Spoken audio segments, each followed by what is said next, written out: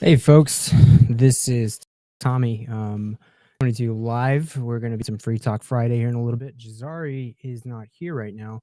He's going to be joining us here in a moment. He had a personal matter to attend to. But as y'all know, this is Free Talk Friday. If there's anybody who wants to log on and talk with us and share us their opinions about anything that's going on in the world this last week or so, I'd really appreciate anybody signing on. I'll have to put the link in the chat. But anyways, so right now we've kind of just been watching the Nebraska legislature and the bills that have been introduced, and there's a number of bills that we're going to highlight tonight. There's some pretty good ones. There's some pretty scary ones. There is a bill that would take our congressional split vote for CD2 and split it up or go back to a winner take all system in which anybody who wins the popular vote in Nebraska, we get all of Nebraska's electoral votes. We have a clip for you to share in a little bit. The governor did their speech. Governor Jim Pillen of Nebraska did his State of the State speech recently, and he kind of laid out what his legislative priorities are. It was about a 30-minute speech. It was pretty quick, but he did go through a lot of information that I think is going to kind of be gave us a good idea of what this legislative session is like. So yeah, if anybody's out there wants to log on, go ahead and use the link that is in the chat. Here, I'll put it in here momentarily.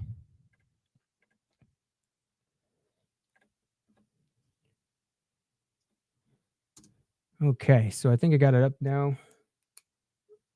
Yeah, anybody wants to jump on? But yeah, we're just waiting for Jazari to join us, and then we can get into discussing what's going on with the legislature these last 2 weeks.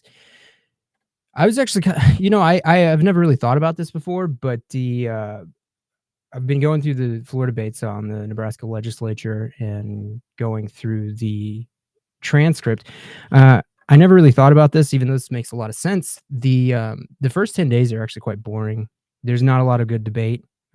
I've never paid close enough attention to bill introduction because that's not typically sparks start flying, so to speak, for legislative sessions. I mean, most of everything that's going on now is procedural. You might have a comment or two on a bill that's being introduced, but for the most part, it's just bill introduction. We don't know anything that's any debates taking place on any legislative bills just yet. We have had some issues that have taken place within the legislature. Typically, the committees are split pretty evenly when it comes to partisan representation. Republicans being the majority party in the state, they usually have a majority on the committees. They sometimes even have a Democrat as a chair, which is notable. Most recently, Senator Justin Wayne, who was term limited, was the chair of the Judiciary Committee, and that is probably a sign of a very good senator to be able to gain the trust of Republicans in the legislature to have them become the chair of the Judiciary Committee. That didn't happen this time. The Committee on Committees sort of took a different approach when it came to assigning committee chairs and people to committees. And the splits on the committees are actually quite one-sided towards registered Republicans, Republican senators. So, I mean, that's going to kind of have a pretty big impact on what's going to be going on in the legislature this session. Notably, from what I understand, if I remember correctly, one of the most important most important committees in the legislature is the Government Committee.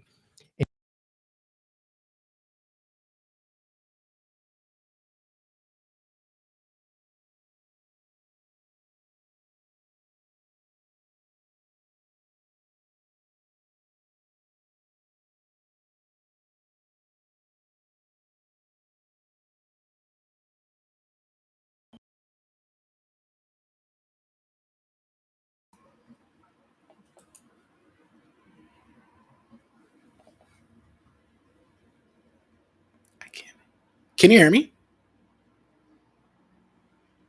Jazari. Yeah, I can hear you now. Sorry, I just went mute there for a second. I think I moved my mic and it came undone, but yeah, I can hear you now. I was just finished my thought. So even though we call our legislature a nonpartisan legislature, some senators like to come in and say, well, we talk about splits and we talk about partisan representation on committees and stuff. But I just want to reiterate, because this is one of the bigger misconceptions about what partisans. Remember, nonpartisan does not mean no partisans. There are partisans in the legislature. There are Republicans. There are Democrats. When it comes to certain topics, they will vote on party lines. That doesn't mean the legislature is not partisan. And the only reason why I want to mention that, Jazari, is because every session, there's always inevitably some senators who come up and they say, well, how can we be nonpartisan if we have partisans or Republicans or Democrats in the legislature? It's not what that means. Don't let them try to take us to partisan primaries for legislatures. That's the ultimate goal, usually.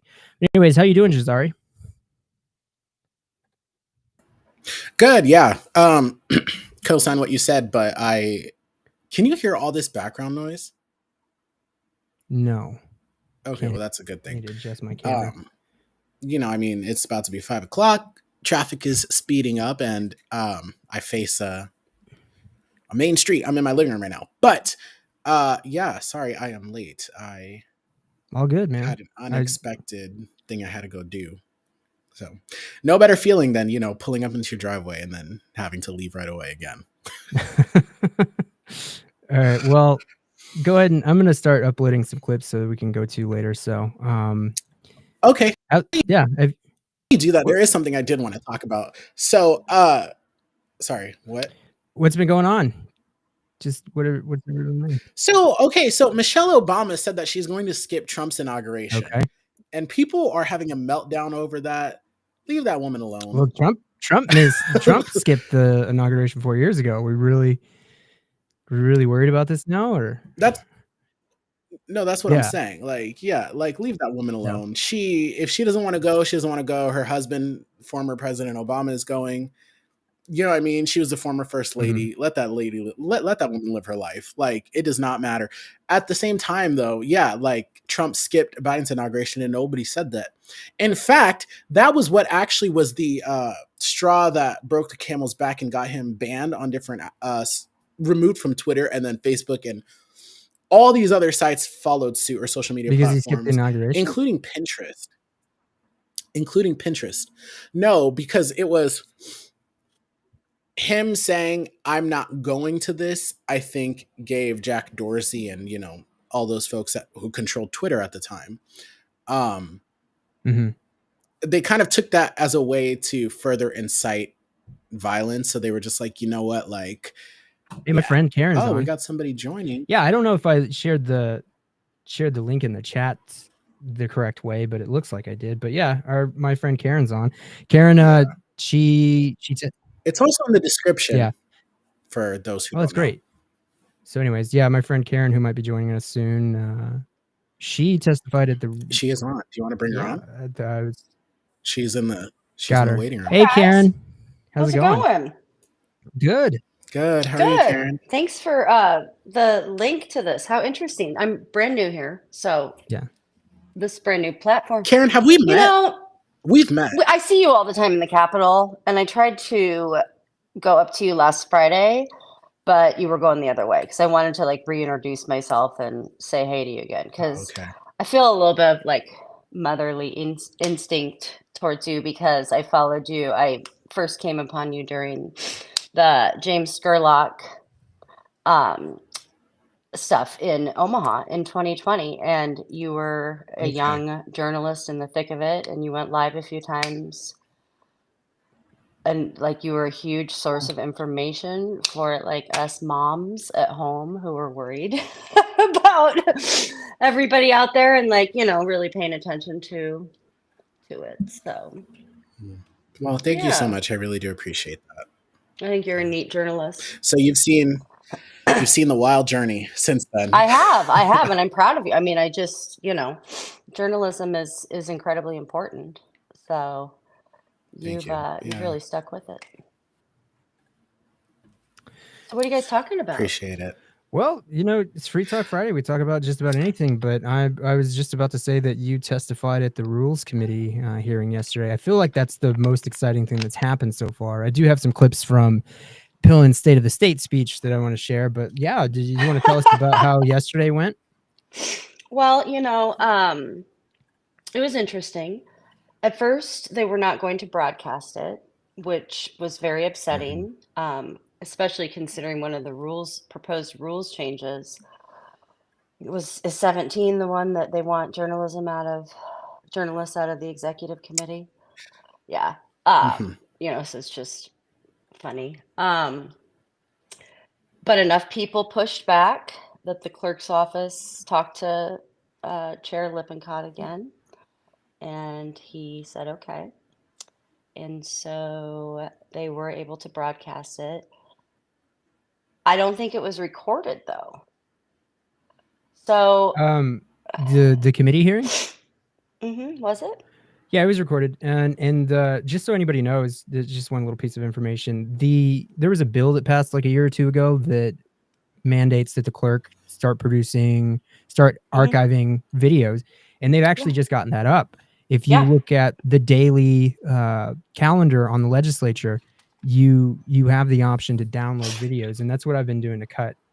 So I guess I know that you can do watch the floor recordings, but I didn't see one for the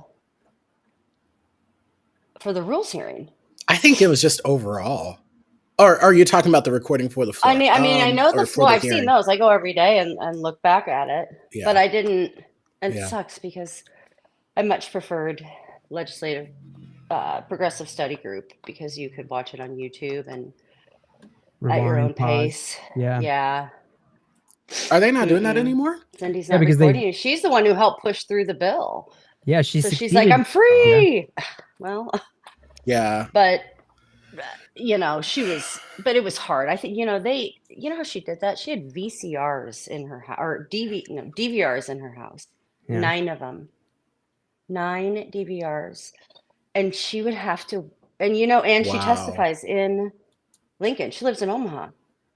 So she would have to you have to walk around the house, set every DVR for a certain time and recording of whichever committee it is, and then go back later after it's done and load it into YouTube. And we're talking hours and hours and hours of footage every day. Yeah, that's a full-time job there. Give me just a second. I'm sorry, my daughter's calling me, guys. I'm gonna no worries. Yeah, you can mute for a second. But yeah, you were talking about Pete Hegseth too. I don't know if you got any clips from that. I've only seen super clips on, Twitter or X of just super clips of just people melting. Yeah. We can share one later. But do you want to get into one of the clips that I had ready? Yeah. No, I have to line it up. Sorry. Let's see. Yeah. Let's wait for Karen because it sounded like she kind of had. Yeah, I don't have any of the rule. I had one rules clip I was working on. No, I'm talking about the State of the State. Okay, you want to share a clip from State of the State? Yeah, I mean whatever you have lined up. So I want to go in a certain order here. Although we always wouldn't know. I made a TikTok by reading papers. Went viral. So this is just to give you an intro. This is Jim Pillen's going to be talking about property taxes, and then after this clip, I want to go into a bit of discussion. Although we always wouldn't know by reading papers, last year did result in real wins for Nebraskans struggling with our spiraling property tax crisis. After years in which only some Nebraskan owners took advantage of the property tax credits, now every single homeowner has received this relief. For the first time in a generation, Nebraskans opened their property tax statement last month to find the amount they owed was lower than the year before.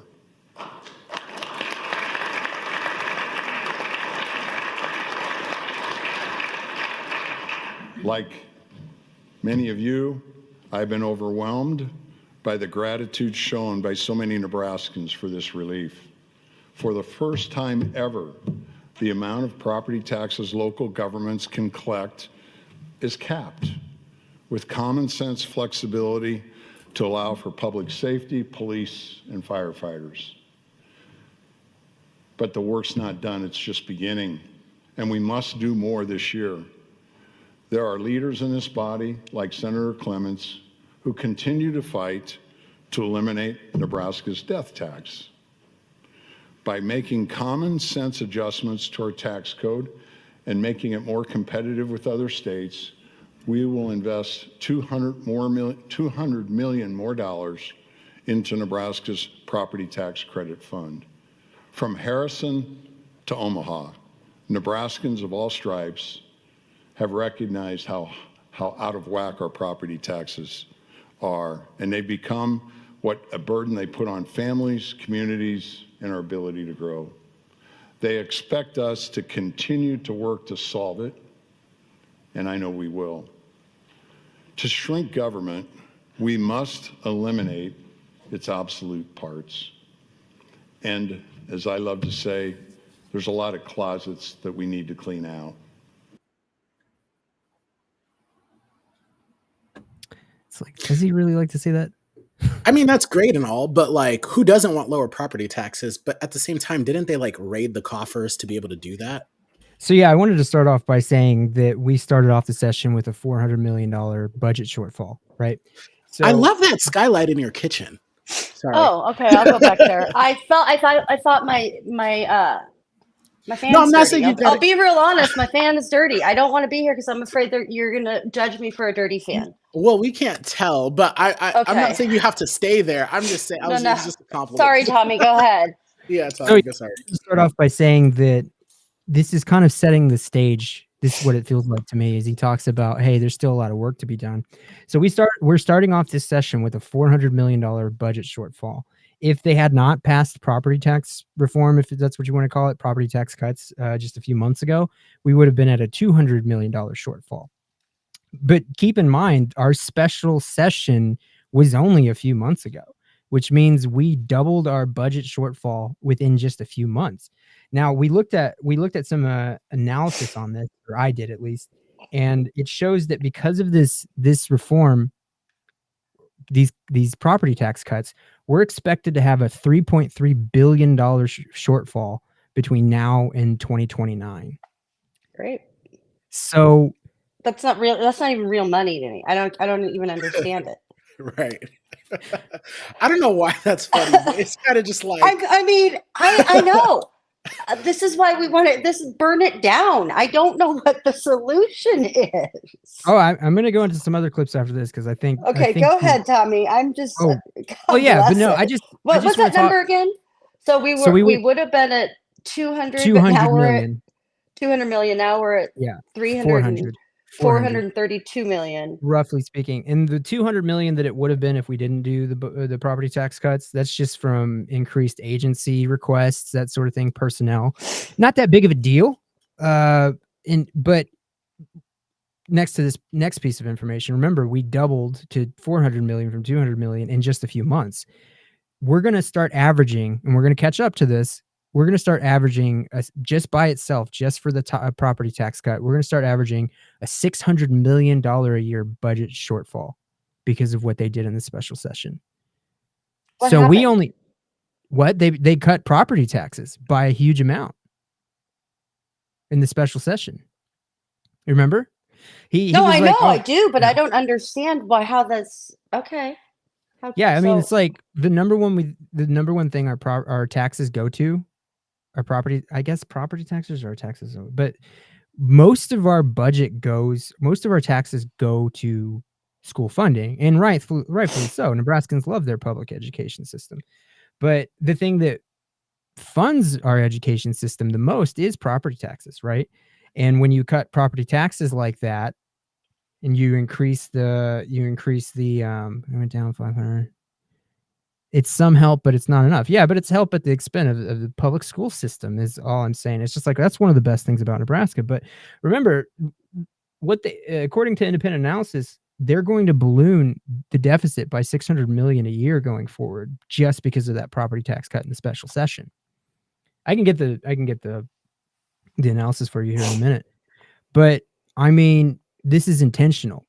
Like, so he starts a part of his speech talking about, look, we huge success, right? And now we're not done, right? So he goes into, so there's some other clips I want to go into, and just 2 more clips, and then we can go into a long discussion. But let me bring up the other one.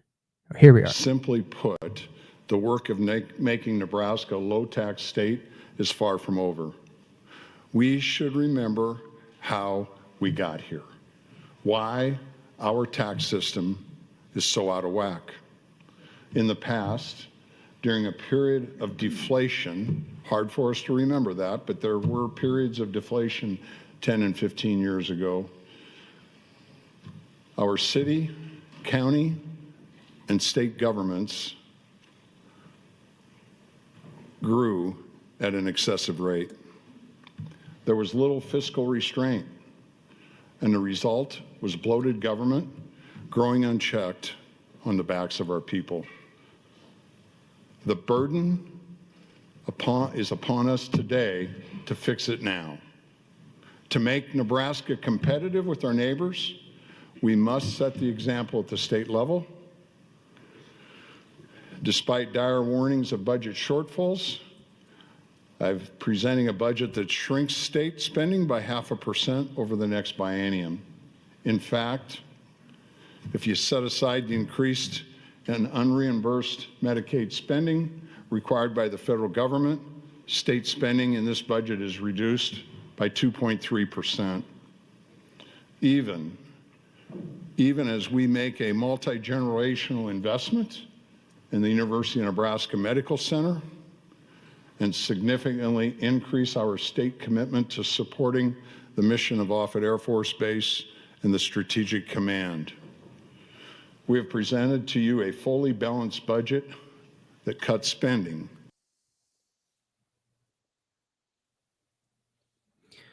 Okay, so I want to go quickly into the next one, and then we can break for discussion. So this year, we will prioritize improvements to Nebraska's school funding system. TIOSA, Nebraska's 30-year-old formula for school funding, remains broken, burdening local communities and property taxpayers and districts with limited resources and shortchanging our kids. It would shock most Nebraskans to hear that 25 years ago, there were 226 school districts that received state aid.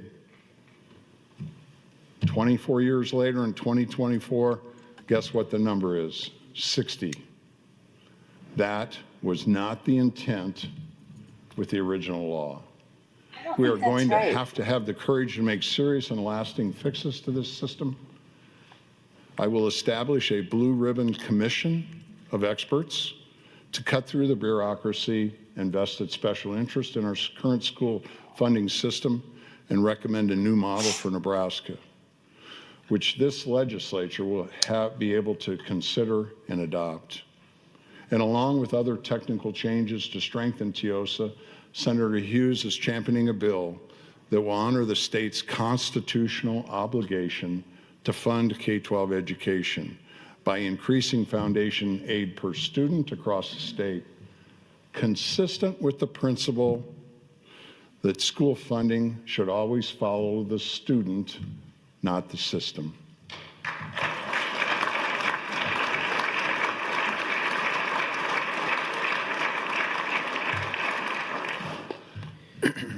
Okay, so I mean, he goes in to talking about property taxes and how he cut them. He goes in saying, well, we now have a budget shortfall and we're going to propose a balanced budget, which means he's going to have to slash $400 million in spending to get us back to zero. Mm-hmm. And then he's starting talking about, oh, we need to look at the TIOSA formula and we need to look at cutting some of the fat from the school budget. So can you explain what that TIOSA formula is? Because I don't. Bro, hold on. I mean, I have to look up. The TIOSA formula is actually quite complicated. So I mean, to go into it, I would have to look up a second source just here in a second. But I mean, he's basically letting us know that he's going to be trying to cut school budgets. And he made this he was talking about how we need to be a low tax state, and the reason why we have a deficit is because government has ballooned, it's bloated. Just keep in mind that half of the budget shortfall is from his tax cut from a few months ago, and half is from increased spending and requests from government agencies. But he's really overstating that part. Like, it's just as much as what his tax cut was, right? And he's saying, oh, we need to cut government bloat. He wants to cut the $200 million that could be accounted for from government agencies, but he's ignoring the fact that his tax cut is what doubled our deficit. If he wants to talk about fiscal responsibility, you shouldn't have passed that tax cut. You know what I'm saying? Yeah. He said that his new budget is going to propose like a 0.5% cut, which might seem like a little bit, but it's about $200 million in spending, which just signals to me he's going to go after the school funding. Like, yeah. I'll get some deets from Tiosa here in a second. I was going to say, Edward was telling me about how he proposed to like kind of revisit state agency budgets. So for instance, if an agency was budgeted $1 million or 900,000, and just for the sake of round numbers, and say they only spent, 700,000 that previous year, like cutting that or trimming that because they didn't hit the, they didn't use or need to use the budget that they were allotted. But 400 million? Yeah. Look, yep. I would be in there and so, like, I'd be like, look, we got to call Disney. We got to build a theme park. We got to figure out how to drive tourism. We got to introduce new industry. Like, we got to figure out a way to get this down in a creative way, because that is like not a real number to me. Did you see the Good Life District only passed by 15 votes? In the new, that's the Linehan thing out at the outlet malls. She was the one who started it. And Gretna had. Isn't that where they're building like a hockey thing or? It's all the sports balls, and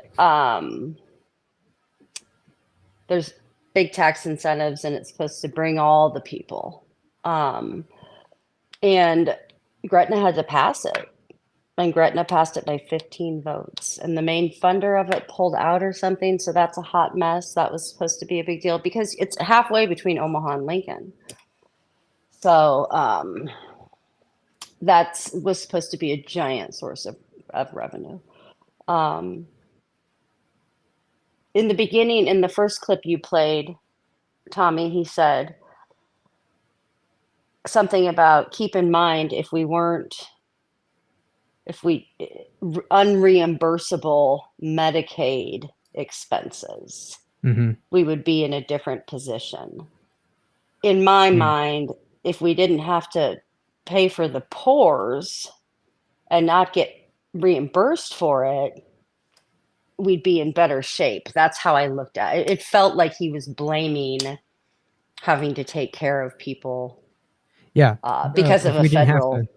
Yeah. In so many words, he's like saying if we didn't have to make sure that some poor people got health care, we wouldn't be in such a dire situation. If I'm not mistaken, like the federal government does provide some funds. It's just they say that the state has to pick up some of that responsibility. Is that correct? Does anybody know? Well, yeah, it is. And they picks up SNAP. Yeah.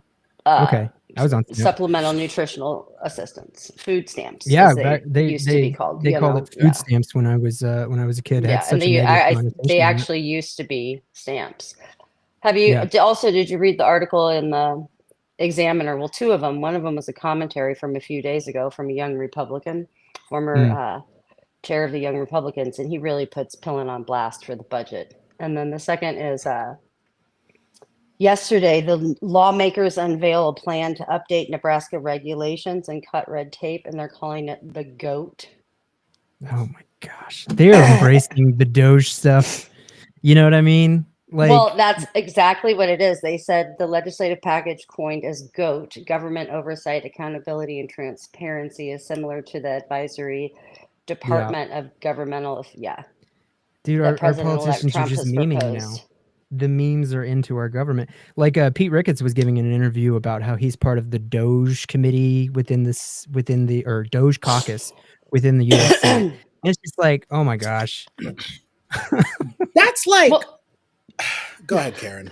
well, the Lincoln choir is singing at inauguration. The Big Red Choir. Big Red Singers. Oh Woo, yeah. buddy. I don't care. I don't care. I really don't care either. I mean, good for honestly, but that's a nice opportunity for him. I But saw anyway. people were saying, think about it. And it's just like, if you didn't want them performing at Trump's inauguration, young people, you should have turned out to vote. And so they wouldn't have an inauguration. Spilled milk. Tommy, you are hard, man. You have no sympathy for anything. Anybody says something, Tommy's like, well, you should have voted. 1% drop youth turnout. Everybody thought. The thing with the memes, the Doge, like all this stuff, it's like, come on, let's be a little bit more serious about this. And I might be wrong, but I saw that Steve Bannon was saying that Black and Latino people need to unite to fight it back against Elon Musk. Unserious. Yeah, this whole thing does really not pissed seem off real. at Elon Musk right now. What did they really think that? I mean, Elon come on, Musk people, was... you voted for. Man, you lean towards the green. Should have voted for somebody else. we could have made a moral case for it, but I can see that a lot of people are upset now that Elon Musk is basically calling the shots. I mean, even in Congress, not just in the White House, even in Congress, people are like, "Oh, he could just spend $2 million to unseat me." $2 million is an amazing amount of money in a primary, and it's nothing to him. Hey, Tommy, your audio video is not in sync, so 2 seconds. Okay, is that better? Something. I see it's a little off. Yeah. Should I log off? Log back on? That's what I had to do earlier. Let me make sure I'm wired in. So go ahead.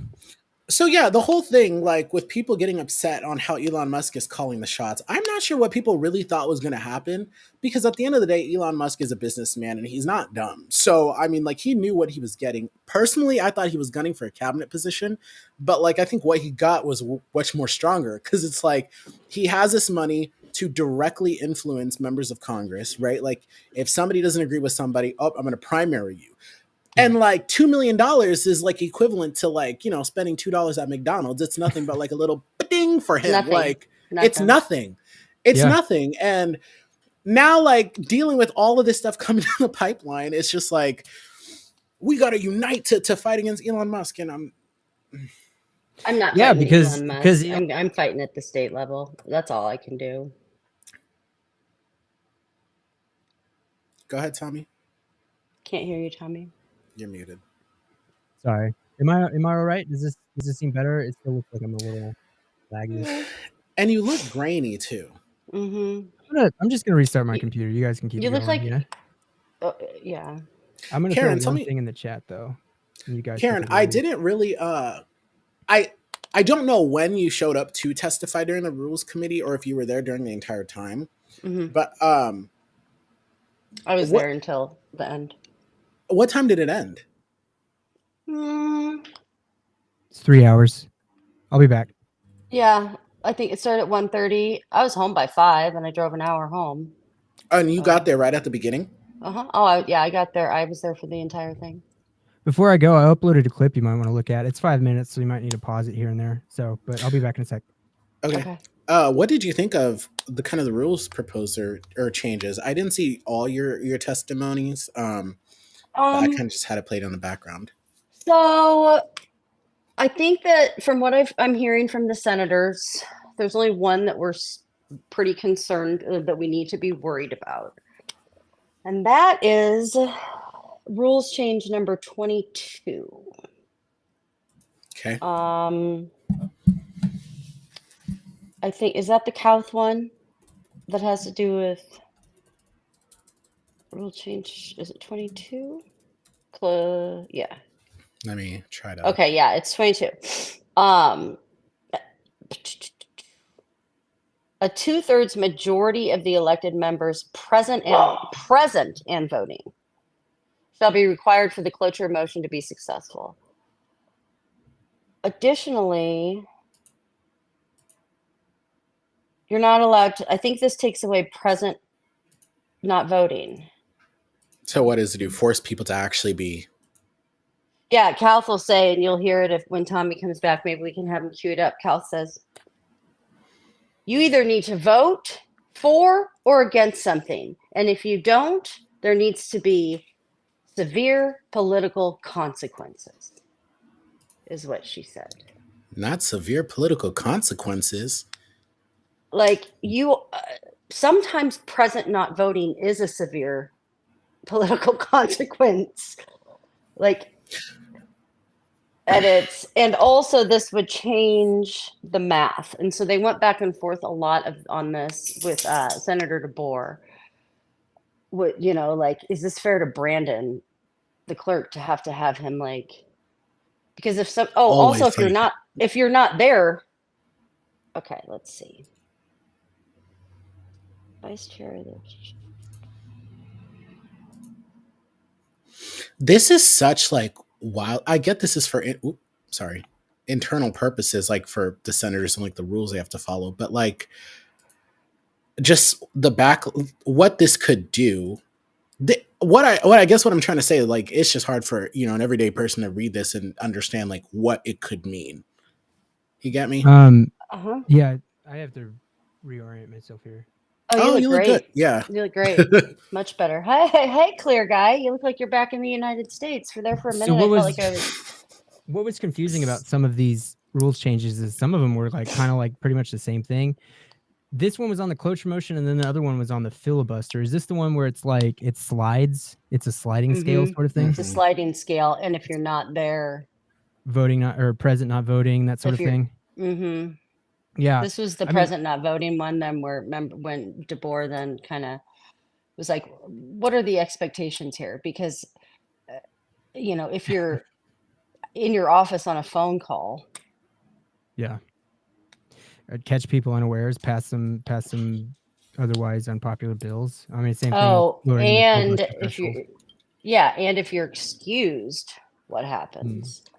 Yeah, if this is the one I think it was, it's it just lowers the number to 2/3 of those who are, 2/3 of who are present. And somebody caught Calth, and they were like, "Hey, the way you wrote this, it's quite literally only 3 senators need to be." That's what it was. It was Speaker Arch who said that. Yeah. And she was just like, "Oh, I just caught that. My staffer just caught that and told me that we didn't write it correctly." Because he was like, "Yeah, all it would take is 3 senators to pass legislation under this rules change. It's quite possible." But we have a clip on, I think it's 8. If you want to talk about that. That one's like a 5-minute clip, so you're gonna kind of have to pause it to have discussion. Yeah, hold on. A 3 instead of a 2/3, a 3/5 majority of elected members shall be for the cloture motion to be successful. So this just lowers the threshold to like cease debate, right? Mm-hmm. Yeah. It takes all power away from the minority. All power. I mean, wait, who introduced that? Lippincott. Lippincott. Yeah. Number 8. You're on 8. You want to go into the video? Oh, sorry. Anyways, yeah, you want me to start the video? Yeah, go ahead. I'm going to pause it shortly. Thank you. My name's Lauren Lippincott. Right here, that's LOREN-LIPPINCOTT. Represent district number 34. Will you please open on rule change number 9?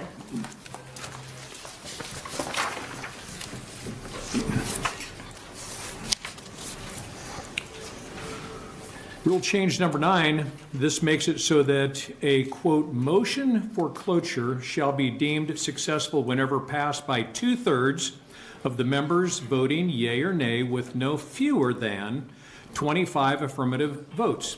A vote of present not voting shall not be counted as a vote when voting on a cloture motion. So, instead of putting the number at a fraction of the total body, it becomes a fraction of the members voting yay or nay.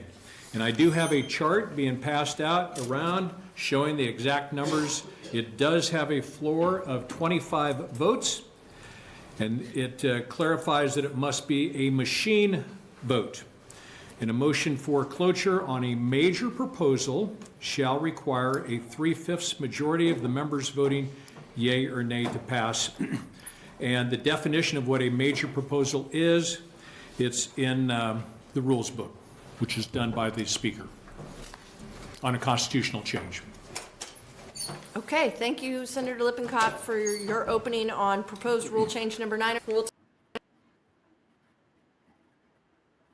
Okay, before we get into that second part, I just want to kind of so y'all get what's happening. He wants to make it like lower it to a fraction of who is present, and it could be as low as 25. So if there are people who are missing, the filibuster, the cloture number just goes all the way down till it hits 25, depending on who's absent. And this isn't the first time this has been proposed, but I mean, it's the same goal every time. Is they want to be able to have the opportunity to pass unpopular legislation without needing 33 votes to proceed. So that's pretty much it. This might sound stupid, but could they strategically be like, okay, like you folks are gonna like from that one party sit out so that we can lower the threshold? Or that math wouldn't even work. It wouldn't work because they have 33, and if they had people sit out, if they had 8 people sit out. Yeah, that was a dumb question. But no, it wasn't. It wasn't. Sometimes you got to think those 2/3. things through when you're trying to figure out all these weirdo 33 less. You know what I mean? Like, so they couldn't. Yeah, they couldn't have people more than 8 senators sit out in order to keep that 25 vote threshold possible. In which case you would need 2/3 of 41, which off the top of my head, I don't really know what that is. So, 2/3 of 41. Yeah. 82 divided by 3. 27.3. So yeah, I mean, so they can't just. What I think would happen is, one, they can give them, some senators don't want to vote on unpopular legislation. Some Republican senators, that is, they don't want to vote on unpopular legislation, so they would duck the vote. So that would give them a few people to sit out, and then they'd also could make some deals with some Democratic senators. It's happened before, to also miss the vote, and keep them within that 25 vote striking distance. It's all about trying to lower the bar when it comes to. Yeah, I hit a video, and where did it go? I don't know. Instead of like closing the video, I think you could just press the pause button. Yeah, I do press the button, but it just doesn't go away. But I can just get it back up. Just one sec. I like this platform. My name's Lauren Lippincott. You do? That's LO. It's not bad. I mean, everybody's clear. The screen is clear. Yeah. You cool with that guy? Timothy C. Lippincott? Melcher? Oh. You know what? I'm not. He said, "Oh, it's so good to see you again." So I just acted like I knew him. I couldn't figure him out. He was like a ping pong ball yesterday. He was all over the board. Oh, hey. So if you see in the video right now, those people in the front row, there's you, Karen, and then is that the other lady? Is she the Abby? No, that's Allie. Allie. Yeah, Allie. Did French. you see what Andrew Wegley did today? No. Do you guys want to go into the second part of this clip? Hold on, I want to know what did Andrew do today? There's on his X account, he wrote, "The Lincoln Journal Star." That's a new thing that we're doing this year. Where is it? Jamie. Lincoln Journal Star. We started something new this year at the Journal Star where we write short stories about the unseriousness of stuff that goes on around the Nebraska legislature. So I wrote about the Nebraskans Against Government Overreach lore. Alzeri, I don't know if you know this or not, but my friend Jamie and I became Nebraskans Against Government Overreach legally. We trademarked it. I'm the registered lobbyist for it. We're a C4. Because Allie French was a grifter, and she was using this Nebraskans Against Government Overreach and not taking money, and like nobody knew where it was going. So somebody suggested that we just make it legit. So I did. So I am actually Nebraskans Against Government Overreach, but so is she. So she thinks. And so the Journal Star did an article on us, and it says representatives from 2 opposing groups, both known as Nebraskans Against Government Overreach, offer testimony. He said that? The unseriousness that goes on at the Capitol? Heidi Ewing from Civic Nebraska said, mark this down as the day that we finally agree with Nebraskans Against Government Overreach, which is technically true. It's just not the right group. Yeah. Andrew. Media is trolling the trolls. I love it. All right, I'm going to start up this second clip, and then we can. Okay. I do have one more clip after this one about winner take all, and then we can All right. maybe break it. Then I gotta go to a for either mayoral rule change kickoff. 8 All right, here we or are. rule change 9. This would be fun.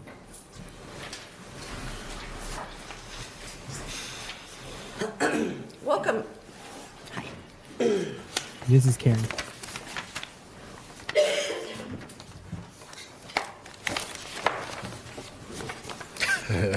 All righty. Why is she looking at you like My that? name is Because she Karen knows that I'm Nebraskans Against Government Overreach. ARINWAGGONER. Yo. All right, I pause it. Keep going. Okay. the executive Yeah, go ahead. director. Yeah. Excuse me. I am the executive director of Nebraskans Against Government Overreach. I'm here to discuss a deeply concerning matter that should trouble all of us, regardless of party affiliation. Proposed rule changes 8 and 9, introduced by Senator Lippincott, represent a significant threat to the democratic process in our state legislature. At their core, these changes aim to rewrite the rules around cloture, the process that determines when debate on a bill can be cut off and a vote taken. Currently, this process ensures that important issues are thoroughly discussed and that all voices from both sides of the aisle are heard. These rule changes, however, lower the threshold for ending debate, making it easier for a slim majority to silence dissent and force through controversial legislation without proper deliberation. Why does this matter? Because Nebraska's legislature has always prided itself on being fair and open, a place where ideas can be debated in good faith, no matter your political affiliation. These changes would strip away that fairness, allowing a handful of individuals to control the legislative process and stifle discussions on issues that affect us all. And we must ask ourselves, why is Senator Lippincott so eager to consolidate power? These rule changes are not about streamlining government. They are about consolidating control and forcing their will on all Nebraskans, regardless of what we, the people, might think. Make no mistake, this is not a partisan issue. These rule changes undermine the very foundation of our democracy. They remove safeguards meant to protect the voices of the minority, leaving all of us vulnerable to unchecked power. Today, it might be Senator Lippincott pushing his agenda. Tomorrow, it could be someone else. This is a very dangerous precedent. I urge every Nebraska listening, I'm talking to the TV cameras, I urge every Nebraska who is listening to pay attention to what is happening here. This isn't just a procedural tweak, it's a calculated move to centralize power in the hands of a few. Our democracy depends on all of us standing up and saying no. No to silencing debate, no to bypassing fairness, and no to power grabs disguised as rule changes. Let's hold our leaders accountable and demand better for all of us. Thank you. Thank you. So there were no any questions, right? Yeah, okay, I didn't have any questions. They never ask the people. I feel like they never ask the people who are testifying unless you're a senator. Question. Usually not. Now. Yeah. Go ahead. Did you My say that? audio is gone. Can you guys hear me? Sorry to interrupt you. I see your lips moving. We can We can hear hear you. you, but I guess you can't hear us. We can hear you. Can't hear you guys. That's too bad. Oh well. Maybe I have closed captioning. We can hear you. Yeah, you can just think out loud. well. I wish I could sign. Well, Karen, if you want to stick around, even though you have this technical okay, she's Yeah, I know. All right. Well, you guys keep going. Let me see. Wait. Maybe I'll log off. One sec, Karen. Don't leave yet. I moved to a different room in my house, and so I wonder if... What's the kickoff you're going to? Oh, I'm going to Jasmine Harris, Oh, okay. downtown Omaha. It's Michaela Kavanaugh's birthday, so I'm going to meet her down there. In fact, Oh, this happy might be a birthday. good time for me to pop off. I got to be there in an hour, and I need to get myself going. I appreciated this so much. You guys are amazing. Really. Yeah, thanks. Keep doing Thanks this. for coming on. We're both- always on Fridays, typically 4 to 6, maybe later. Like your lips are cute when they move, though. She can't I hear you us. guys at all. Yeah. Oh, But thank you. You're you. welcome. Love you What is it? guys. We'll see you later. Have a great weekend. You too. Resist. Goodbye. Hi. That was weird. so, yeah. I don't know what It's too bad happened there. because you and I, we've discussed this in the past. I actually have kind of a controversial take on the filibuster. I'm actually in favor of removing the filibuster under the right circumstances. It's just the right circumstances are actually quite lofty for me. I think that if you could guarantee like fair representation, as in get rid of gerrymandering and have the right breakdown of senators in the legislature, and then also guarantee that everybody, I mean, there's a reasonable chance that if an electorate is pissed off at the party in power, they actually have a reasonable chance at replacing him in the next election. So what that means is like get rid of gerrymandering and then try your best to get near universal access to the ballot box. If you could get that, I'd be totally fine with getting rid of the filibuster. You know, let them have it. If they can pass their policies and the electorate can really, really like pass how they feel about those policy changes, I'd be in favor of getting rid of the filibuster. But it's a kind of a wild take for parliamentarians and some of my friends on the left side of the aisle. Are you do you have anything more on the legislature? One more thing, Okay. and this is on winner take all. This is just a short Now, 1.5 minute more clip. than ever, All right, go ahead. it's vital that our state speaks with a unified voice on the national stage. For 3 decades, under current allocation of electoral college votes by congressional district, we have divided our voice and diminished our impact in presidential elections. Not one of our fellow states, except for one, has followed down this path. Now is the time to fix it. And I thank Senator Lippincott for his leadership and giving it the priority it deserves. With no presidential election around the corner, there's no better time than now to dispassionately deliver on the will of the majority of the people of this state, to honor our constitutional founding and unify our voice in our most important exercise of democracy. I call on this body to end this 30-year experiment and pass winner take all this legislative session.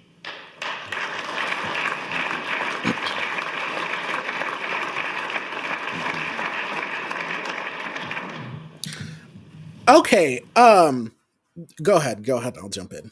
Well, 2 things. He wants to say we should all speak in a unified voice, and it's just like people don't want to speak in a unified voice. I don't want my vote to be held hostage. I want to be able to speak in my voice when it comes to the ballot box. This whole, I got 50% of the votes, and so we should give 100% of the votes that actually matter to one candidate. I don't want that. Who wants that? You know, it should be one person, one vote, right? And then it diminishes us on the national stage. It's like the only reason why we ever get like any kind of interest is because we can split an electoral vote. We'll become another Kansas. Do you remember the last time a presidential campaign went down to Kansas, you know, really gunned for the Kansas? When is it? Exactly. Wichita? I mean, like even Trump came here in 2020. If we go to winner take all, you know, Republican candidates won't come here because there will be no need to. I do want to share this really quick. The Examiner did a really good job. Paul Hamill actually wrote this. And I talked about this previously, like what it would look like if everyone just did instead of the electoral college, instead of like winner take all system, if every state adopted what Maine and Nebraska does by splitting it by electoral votes. And so they actually did this analysis where Paul spoke with different, political analysts or poli-sci professors and stuff, but pretty much it does talk about, I mean, the kicker quote here is, I think it would be a bad move for Nebraska if the state wants to be a part of the election campaign. So exactly what you just said. Trump still would have won, but the margins would have been slimmer if all states had adopted the blue dot approach. And so, yeah, I mean, and I've said before, like to diminish a urban population's like one electoral vote for a candidate they want to vote for doesn't really help things be representative of the people, right? So I mean, like, it makes no sense. Like, I've always said this when people would have those flags when Biden was elected that said, "Don't blame me, I voted for Trump." And it's like, okay, well, you live out in Western Nebraska, your electoral vote did go for Trump. So nobody's saying like it's your fault, right? Like your vote counted, you got toward the guy that you wanted. And so I personally think that this would be the closest thing to do if we're not going to do like a popular vote, like, yeah, break it down by congressional districts and then make it really competitive. But then again, maybe that could backfire because then. So when you do the math, it's been a while since I've done the math, but when you do the math, like, because of gerrymandering what it is, it could really change from decade to decade. Like, it could be, I mean, it would really incentivize more gerrymandering, but it could change from decade to decade when you start out on like a natural like advantage in like safe states, blue or red. Mm-hmm. I mean, I'd be all for it, but what I'd be all for is subtracting 2 electoral votes for every state and DC, I guess, because Republicans have a natural advantage in the electoral college because of the small states being able to have a disproportionate amount of electoral votes.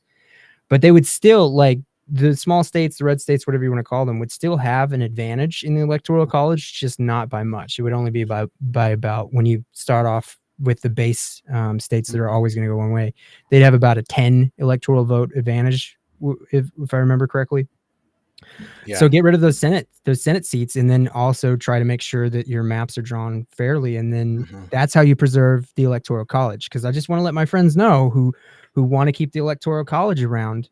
All right, it really is outdated. It doesn't make any sense with mass instant communication that we have today, which is what it was for. But if you really want to preserve it, if you really want to preserve the electoral college, you better start making steps to make it a little more appealing to the people who want to go to popular vote. And the thing too is, like, people say their vote doesn't count. Like a Republican in California might be like, there's no reason for me to vote for president because it's going to go blue anyways, or a Democrat in Texas, whatever. And so I'm more of a popular vote type person because then everyone's vote really does count, because it's like you got to go out there and work you got to go out and earn everybody's vote, right? And so one thing that was really fascinating here is just kind of this subsection that says what the change might mean if states were to adopt the system of awarding electoral votes by congressional district. You'll have Republicans in California, Democrats in Texas. And this was the most interesting thing, because we talk about how much attention Nebraska gets because of the blue dot during presidential elections. So in this past election campaign, the UNL professor said he was interviewed by 200 reporters from as far away as Japan, Austria, and France. Most wanted to know about the possible impact of the blue dot on the outcome of the November election, so I don't know. I thought that was an interesting thing, like one professor being interviewed by over 200 reporters from around the world. That's wild. Dude, our unicameral does the same thing. Like when we see delegations from other countries come to Nebraska, they're like, tell us about this unicameral. Oh my gosh. Because very few governments around the world, in the United States or outside of the United States, do a unicameral. And people are just like so interested in how a unicameral works. But just the same thing. They're interested in the split vote here. And I think the reason why we get the more attention than Maine, because Maine also has a split vote, is because Maine's district, their districts are pretty safe. The one is going to always go red, and the others are always going to go blue. And then, of course, the popular vote is going to go Democrat, at least how things are now. Ours actually stands a chance at going one way or the other. And that's why there's a lot. But mathematically speaking, it's very unlikely it would come down to CD2. However, it is possible that if Maine went one way, we went the other, Okay, if you went back to winner take all, right? It is possible that it could come down to like a 269, 269 situation, right? Instead of 270, 268. That's what Republicans were really worried about in this last presidential election. We're like, hey, if Nebraska doesn't change, it could be 270 to 268. And if it goes 269, 269, the election goes to the House, and the House is hugely disproportionate Republican. And that's what the rallying cry was. We think this election is going to be incredibly close, and that's why Republicans in Nebraska need a change to winner take all. And that's where we got all that fanfare. Thing is, though, is the steam is still there, even though the election is over, even though Trump got a landslide win in the Electoral College. The steam is still there. I mean, this is the first time I've heard a governor talk about this in the state of the state before. This bill has been introduced in every session since like 30 years ago. But this is the time where I'm actually seeing it get like actual notoriety. And from if I'm not mistaken, and I was talking about this when I started, the government committee is now disproportionately Republican senators, which is, usually, the Republican senators have been really graceful in the past by letting the margins on committees be fairly close in makeup. But now, from what I understand, there's like a 3-vote advantage for one party on the government committee. And so I'm not saying panic, but this bill, winner take all, I don't think it's ever gotten out of committee before in like the last 30 years. So if it gets out of committee this time, that's when you start going, oh shoot, this is probably going to happen, because it's going to get to the floor. Let me see. I think it's important to note if anyone's co-sponsored on that bill and if they serve on that committee. Because it still might not make it out of committee. I will come back on here and say I was wrong, but I don't think that it will pass. Even if voted out of committee and brought on the floor, I just don't think it would pass. Because, I mean, like, that's very unpopular. I mean, like, imagine being a senator from Omaha having to go back and be like, hey, like, I need to be reelected. But it's like, okay, well, you took away our, like, a major, like, people love the blue dot. And the fact that it's competitive, it can go one way or the other, draws attention, I mean, does anybody, I know him, but like, is there any sponsors of that bill who serve on that committee? So the secret, the not so secret is that nearly every Republican who comes from CD2 does not want winner take all, because it's millions of dollars that is just going to stop coming into that district every presidential cycle. 2 to 3 million, if I'm not mistaken. But let's see, Lippincott, see if you got any co-sponsors. Conrad, recommit. Storm's name is added. Is Storm on the government committee? I guess we can look that up. You can share your screen if you. It doesn't look. Yeah, okay, I will. It does not look like Storm is on the government committee. Oh, Dinixie is on the government. That's my favorite committee, by the way. 1, 2, 3, 4, 5. Wow, they didn't even have a Democrat be a vice chair this time. So yeah, of the 1, 2, 3. Well, wasn't that like a part of the rule? Like, you can't have, unless that was changed. I thought you couldn't have 2 people from the same party be the chair and the vice chair. No, there's only one place. There's only one place in the rules that says there has to be like a partisan consideration, and I think that's just for the redistricting. But let me double check. What did I say? Anderson, was it? Bob Anderson. Rita Sanders. She's not from Omaha. John Kavanaugh, Dinixie. Anderson is a Republican, and so is Rita Sanders. So here's the breakdown. There's 8. It looks like there's 8 seats on here, right? Where's Lewandowski, McKean, and where'd Kemper from? I don't know, but they're Republicans. Right, but do they serve an Omaha district? Okay, hold on. Let's see. Can you say the name? One of the names again? Well, I guess Bob Anderson. Anderson is from Omaha. Lanowski. Yes, it's so hard to find their names. Word Kemper's from Fremont, so that might be in CD2, but I don't think that is in CD2. Lanowski, where are you? Just click on their name right there. It should say where they're from. Oh yeah, good point. Yeah, if you just click on that, and it'll show their map. District 33. Keep scrolling. Map of District 33. Oh, no, it's Kearney. Yep. Yeah. So, but yeah, I mean, I want to show you that. I just want to go back to the breakdown again. This is one of the most important committees. Is one of my favorite ones. 8 people on this committee, right? 4, 5, 6. Okay. Usually they have it like 5-4 or 5. I swear there was more than 8 or less than 8. But the breakdown is 5-3 Republican majority now. And usually it's sometimes they have it even, but usually it's not that low. So what they're thinking is Republicans, when they did committee assignments, did this on purpose so that they could get bills like this out of committee easier. Because, I mean, you need 5 votes to get it out of committee, and it just so happens they don't need a single Democrat to help them out. So, I mean, I don't know. Just pay attention. If it gets out of committee, then that's when you might want to start panicking. But there's only 2 more things I have on the legislature. They're really quick ones. They're more shout outs. If you don't mind, I can go into those. Go ahead. All right. Replace screen sharing. Sorry. Did it wrong one.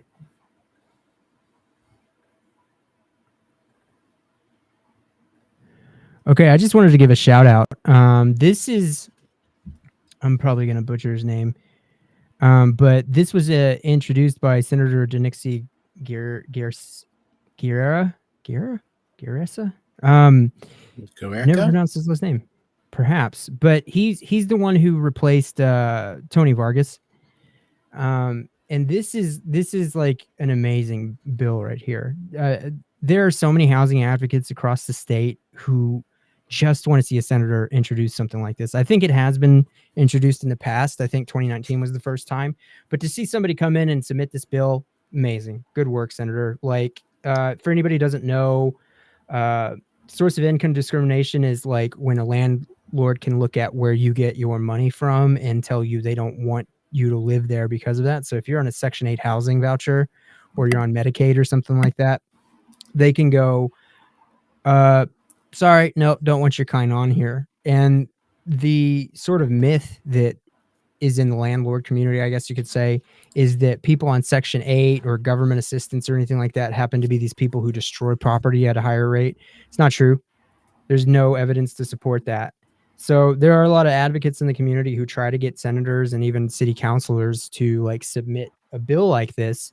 Like they can't even get the Lincoln City Council to put this up for a vote because the Lincoln City Council is like so afraid of the backlash from the real estate community. So I just wanted to shout out Denixie. I'm sorry, I'm calling you by your first name. I kind of know you a little bit, but this is what we need. You know, we need progressive populist policies like this to help everyday people, especially the people who are down on the luck the most. So just wanted to give a shout out there. And then he did one other bill that I just thought was outstanding submission.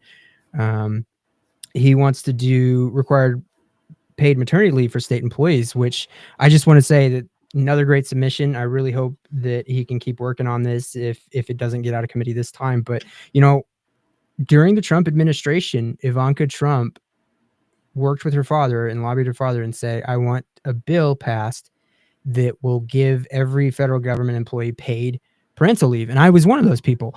And that's such an amazing thing. I hope that in the future, everyone can get parental leave and stuff. But, you know, thanks to Donald Trump, credit where it's due, and his daughter and the other Republicans who worked on this, I got to spend 3 months with my child, you know, paid, right? It was probably the 3 best months of my life, being able to bond with him and not worry. And it's just like, this is why I try to give credit where it's due. And it's like, you know, senators, like Trump is the one who passed that for federal employees. Trump is the one who spearheaded that. Credit where it's due. Follow his lead. Follow the leader of your party's lead, you know, on this. I know it's maternity only. It's not paternity as well. It's not full on parental leave. But let me tell you something. When you put money towards something like this, you get a lot of positives back. You get better child development and outcomes and stuff like that. I mean, people should be able to have at least a few weeks with their child if they're bored. So anyways, I just wanted to shout out Denixie for this. It's a great submission.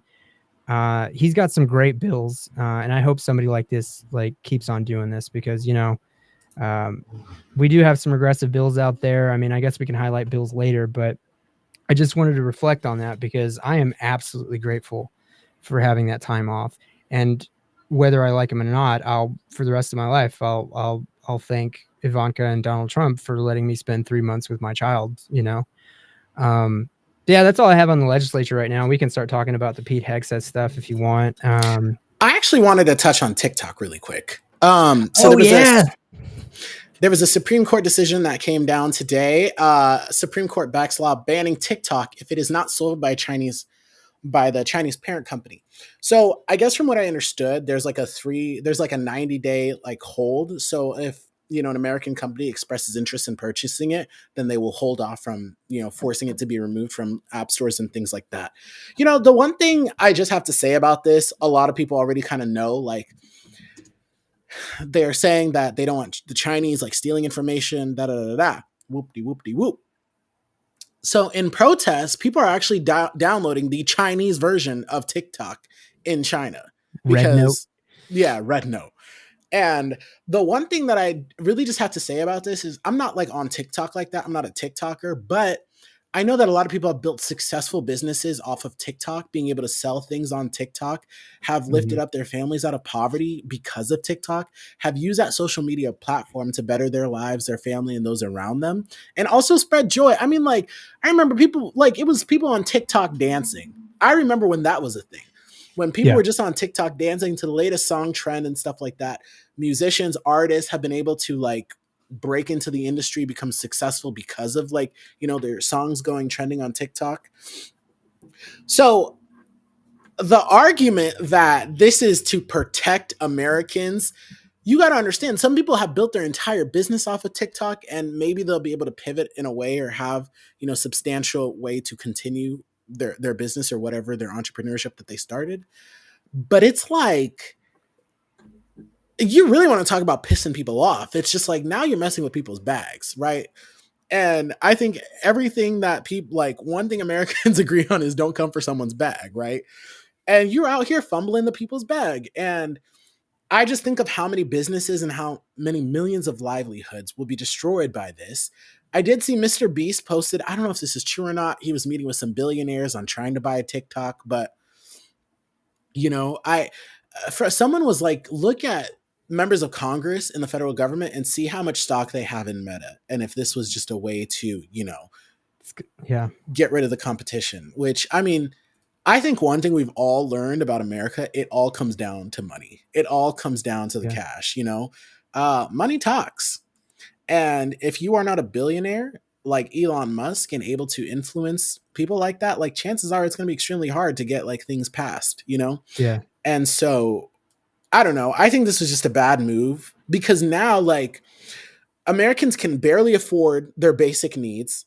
People are house poor. People who own homes are being forced out of their homes because of rising property costs. Inflation is running rampant. People are not able to afford groceries. People are not able to adequately feed their families and stuff. And now you're taking away a form, not even just for business perspectives, but just a form of entertainment for people to just, have some kind of joy in their life. Like TikTok brings a lot of joy to so many people.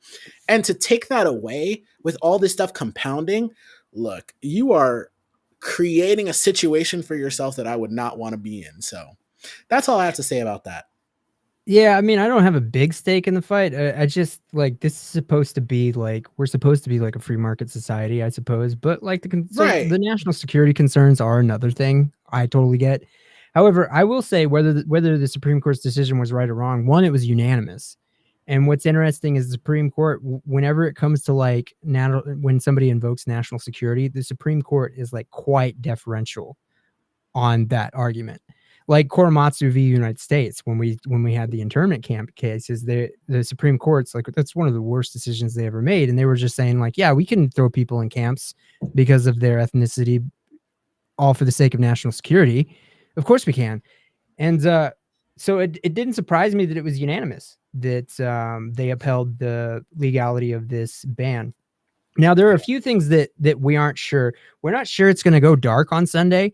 One, the company said that they were just going to go dark no matter what, but it's the presidential administration, from what I read, is the one that gets to enforce this ban. So if they don't do anything, the ban doesn't get into place. I think that's how the law is written.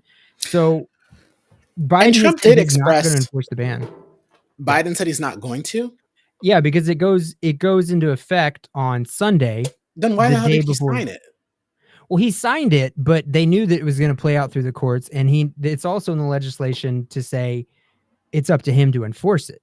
So he's saying recently, Biden says he's not going to enforce it because like he could only enforce it on Sunday, and he's literally leaving office the next day. So he's like saying, I'm going to leave it to Trump. Now, I think you were about to say this, like Trump was initially for the ban. He was like, get rid of it, like all in the last few years. But now he's saying he wants to keep it alive. They're just not sure what he means by that, but people speculate that he means that he wants an American company to buy it. Watch Elon Musk buy that too. That's what people think. Now, first of all, if nobody buys it and goes away, like the two biggest beneficiaries to this ban are Mark Zuckerberg and Elon Musk, like right away, right? And then there's also speculation that Musk or Zuckerberg or both are going to go in and buy TikTok. So, I mean, that's just more consolidation of our social media apps. Oh no, my dog's messing around. Hopefully he doesn't knock anything over. But I mean, I don't know if it's going to go dark on Sunday because the company did say that they were going to go dark on their own, but we'll see if that happens. But for the most part, if the president is not going to enforce it, the ban doesn't go into effect. So you're going to have to see what Trump wants to do. There's a snippet in the legislation that says as long as there's a viable deal on the table in discussion, which is kind of a very broad language, as long as that's in place, the ban doesn't go into effect. So as long as, go ahead. So it could just be deal after deal, just following through. I mean, like there's a way to kind of like stall this. Yeah. Yeah. And I'm sure you could take it to the court saying that this is not a serious deal or something like that. But for the most part, I think Trump is going to come in and just say he's not going to ban it. I think so too, because I mean, like, however, popularity. I mean, he'll be known as the president that saved TikTok. Like, maybe.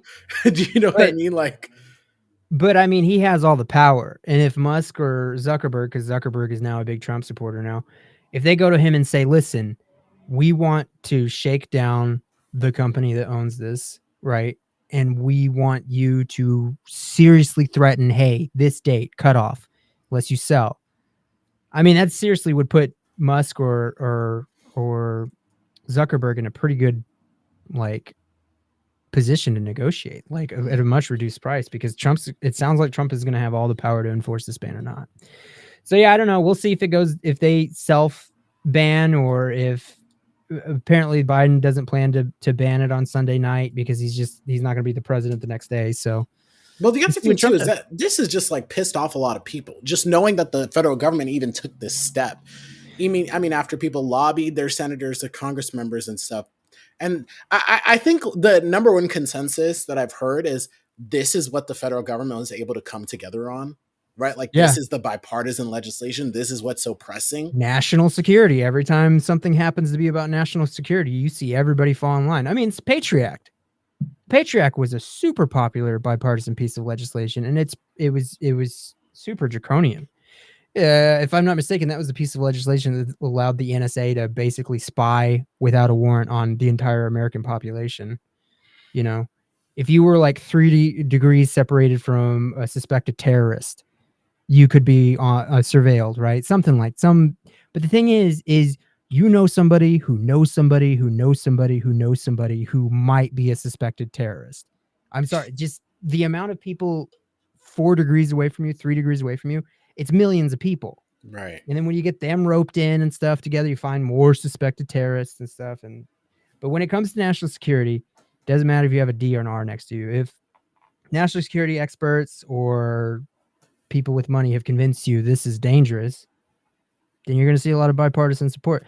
I will say, however, like, I do think that there are some national security risks here. Like, they're data mining the entire... I mean, a vast majority of American users, especially disproportionate to youth voters. So I don't know. I have no dog in the fight. I do watch a lot of TikToks, just not on the app. They always come to like Reddit or Instagram and stuff. So that's how I ingest TikToks. Same. So, yeah. Yeah, so the Trump appointees are going through their hearings. I saw that our Senator Deb Fischer has been posting that she's been meeting with, different nominees. And I'm just seeing some clips. Pete Hegseth getting grilled. Allegedly, he had 3 gin and tonics the morning before his hearing. Good for him. You know what? He shouldn't quit drinking. No, that was one of the things that they asked him was, would you commit to resigning if you started drinking again? Hold on, I want to share a tattoo. This one was controversial. And he was like, no, or something like that. I can't remember. But anyways, he had some controversial tattoos. You see this tattoo with like this big cross with these 4 crosses. That's actually a symbol from the Crusades. And there's kind of this meme going on where there's a lot of people that want to do another crusade, as in, you know, do a bloody battle to take back the Holy Land. And it's just like, you can never tell how serious they are about this. But of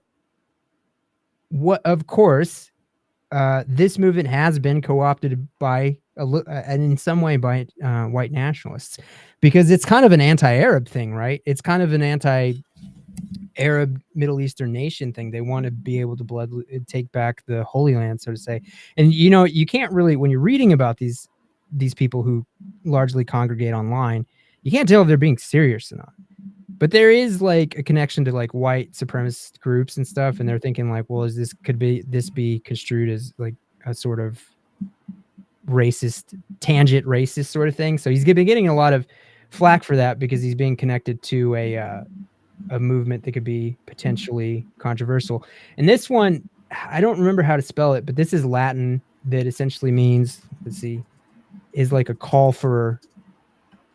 It's a Christian motto. A Christian motto historically tied to ideas of divine providence and individual interpretation of God's will, and it typically represents this idea that Christians should control the Holy Land, right?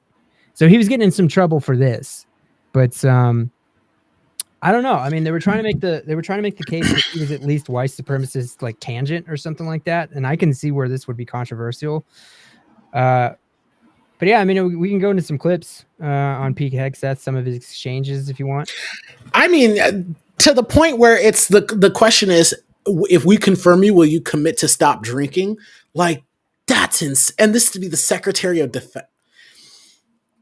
This is I don't know, man. This as long is as not he real. keeps his personal life. I mean, alcoholism is a terrible addiction, man, and it kind of sucks that it has to be brought out and stuff. But yeah, there was one senator who was like, would you commit to resigning if you start drinking again? And he was I think he said like no or something like that. But anyways, do you want to get into some clips? Yeah. So this is a quick 2-minute. Mr. Hegseth, I do not believe that you are qualified to meet the overwhelming demands of this job. Department of Defense under Donald Trump will achieve peace through strength. And in pursuing these America First national security goals will remain patriotically apolitical and stridently constitutional. You said in your statement, you don't want politics in the DOD. Everything you've said in these public statements is politics. I don't want women. I don't want moms. What's wrong with a mom, by the way? Once you have babies, you therefore are no longer able to be lethal. I've never disparaged women serving in the military. I respect every single female service member that has put on the uniform, past and present.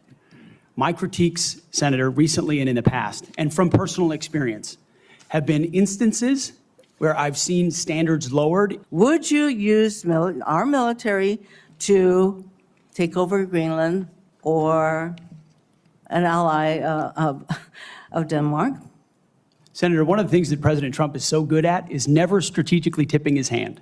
And so I would never in this public forum give one way or another direct what orders the president would give me in any context. That sounds to me that you would contemplate carrying out such an order to basically invade Greenland. Many of your work colleagues have said that you show up for work under the influence of alcohol or drunk. I know you've denied that, but you would agree with me, right, that if that was the case, that would be disqualifying for somebody to be Secretary of Defense. Senator, those are all anonymous false claims, and the totality they're not anonymous. The letters on the record here. They're not anonymous. On the record, we've seen records with names attached to them. Senator Kaine, or I guess I better use the senator from Virginia, starts bringing up the fact that what if you showed up drunk to your job?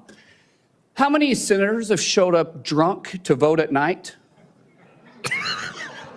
Have any of you guys asked them to step down and resign from their job?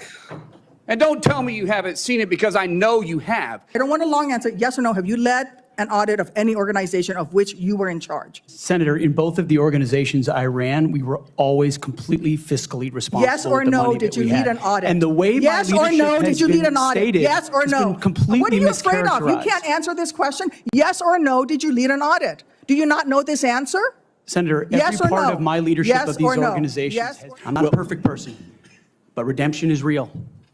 And God forged me in ways that I know I'm prepared for. And I'm honored by the people standing and sitting behind me, and look forward to leading this Pentagon on. Oh my goodness. So I just want to give you a quick thought. If you go watch the whole thing, like usually committee, like a hearing on Secretary of Defense is not that controversial. Go watch the whole thing for how like tense it was. He actually did a pretty good job at keeping things even. Like that was my opinion. But I mean, yeah. Another thing people have to understand. Do you really want this job? Do you really want this job? Like, you know, all your stuff is going to be dragged through the mud. All these things are going to come to light. Do you really want this job? Would you be more happy being Secretary of Defense, or do you think you would have been happier at your thing at Fox News? Like, I don't know. Yeah. I don't know. This is the first time I've ever heard of Pete Hegseth when he got nominated. Then I started like looking into him and stuff. But like, I mean, an email from his mom got leaked, and it's just like, it's a lot. And I'm just like, do you really want this job? That was another part of the exchange with Senator Tim Kaine, the guy from Virginia. He was saying, he was trying to say, oh, those are anonymous, you know, and he's like, no, they're not anonymous. Like, we have names, and he was one like, of them's your mother. One of them's your mother. And it was just like, what was interesting is like his mother like gave this, it was like a sort of character statement many years ago when he was going through like a divorce, and she was just like, I can't believe what a womanizer you are. I can't believe the person you are. So anyways, that leaks. And so then they get her on Fox News to kind of walk it all back all these years later, you know? Mm-hmm. And then, you know, of course they did that thing like, oh, you can't trust the media, always in taking things out of context. And it's just like, I don't know, that letter did sound like it. But listen, I will give him one thing. Nobody is beyond redemption. I fully agree with that. Nobody is beyond redemption. But what's clear, though, go ahead. What's clear though, when you watch his confirmation hearing, he is there for one thing and one thing only. He's there to do whatever Trump wants him to do. You know, Trump wants to invade Greenland, which I don't think he will. Please let me be right about that. He's going to say, okay, if Trump wants to seize the Panama Canal, which I don't think he will, but if Trump really wanted to, he would say, okay. Like that's the thing. That's the thing that worries me. You know, is that this guy is just here to be yes man. And credit to him. That's what Trump wanted. That's what was missing from his first term. That's he knows he wants that for this second term. And I guess he's figured things out enough to like get those people, you know. We shall see. Yeah. I don't know. I think it's just wild, man. Like, this is just too much. Well, I don't know, man. It's like that comment about, do you ever see senators show up drunk? It's like, well, that doesn't make it better. Like, that doesn't mean he can be the Secretary of Defense just drunk all the time. Because if I'm not mistaken, like, go ahead. I was going to say, do you remember a few years ago when they talked about, like, allegedly some Nebraska senators were coming under the influence? Do you remember that? Allegedly? Dude, they totally did. Allegedly. We don't know for sure. Allegedly. Yes. Okay. Allegedly. I don't know. I remember that. And it's just like, come on. Let's be for real. Like, man, it's just too much. It's just way too much. Politician. Oh, did you see that his inauguration is being moved indoors? It is? Yeah, it's being moved indoors because it's going to be dangerously cold. Oh, okay. Fine. That makes sense. Reminds me of that one president who died 2 months into office. Remember that guy? It's going to be moved into the rotunda at the Capitol, which I've never seen the inside. I'm guessing it must be massive. Like, yeah, probably has to be at least like 4 times the size of our rotunda. Mm. 5 times. Because yeah, here we I are. don't know. If I'm not mistaken, like the president can't just nuke a country all by themselves. They also have to have their Secretary of Defense sign on it, if I'm not mistaken. Yeah, but I mean, like, if you have a loyal Secretary of Defense that, like you said, is going to be there to do whatever you want to do. I mean, the president can station troops wherever too. Like, I just want to check this out. President does not need the Secretary of Defense to sign off a nuclear strike. Okay, sole authority. What's the point of? But would he nuclear? Would he? I don't know if like, why nuke? Why strike? You know, a place that you want to take over with an ICBM? Like, hypothetically, it's not so much like you got to go for preemptive or retaliatory. Those are pretty much the only two situations. Now, retaliatory. Okay, preemptive, like that's pretty controversial. Like, I don't even want to get into that because why would you want to preemptive nuke somebody? The whole point of having nukes is to not have to do any of that stuff. But mutually assured destruction keeps everybody. Yeah, that's what it is. And what I'm saying is, it's like if there's ever a time when it's appropriate for the president to just authorize a nuclear strike all by himself, all in a few moments, decide that in a few moments, it's because the other missiles are already in the air. You know what I'm saying? Like, there's this really good scene in this TV show where they have this scenario playing out. It's a really interesting clip. I don't know if I can find it, but essentially the reason why the president has this duty, practically speaking, it's just like, Mr. President, Russia has launched 1,000 nukes at us. We can't stop them. Would you like to also nuke them? Like, just because, you know, like that's the really one big scenario that this power. And the other thing too is like Greenland is a territory that belongs to the Kingdom of Denmark, who is also in NATO. So it's kind of just like, what would that look like? Yeah, the relationship between Denmark, I know I've read on this before. It's an autonomous territory of the Kingdom of Denmark. Yeah, okay. But it's still their territory. You know what I mean? No, of like, course. Yeah, so an attack. Isn't Puerto Rico technically an autonomous territory of the US? Yeah, I think so. Yeah, so imagine somebody nuking Puerto Rico.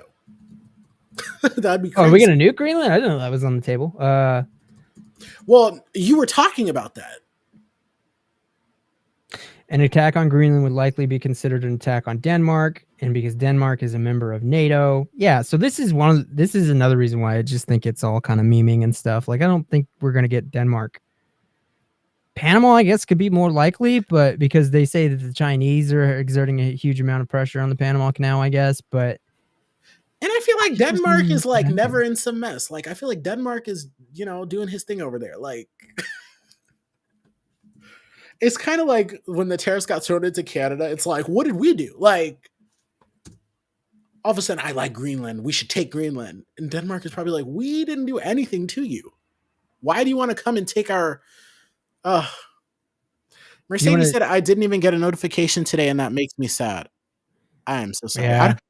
I didn't get a notification either because you started without. I got one from Twitter. I don't know if I started the stream correctly, but you know, I'm kind of a fish out of water. Do you want to see what kind of a nuclear retaliatory strike would look like? Go ahead. All right, hold on. Is it like a YouTube simulation video?